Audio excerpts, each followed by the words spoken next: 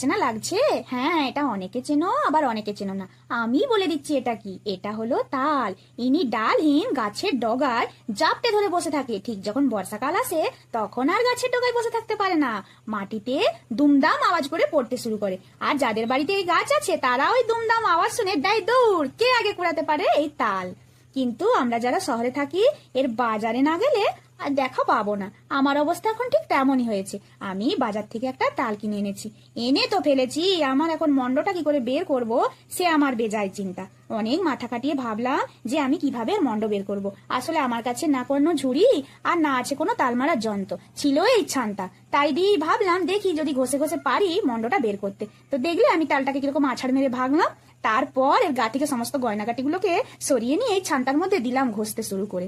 আধা ঘন্টা পর এই মন্ড আমি বের করেছি। আমি কিন্তু সফল হয়েছি। দেখো দেখো কতটা মন্ড বেরিয়েছে। এটা দিয়ে নানান রকম রেসিপি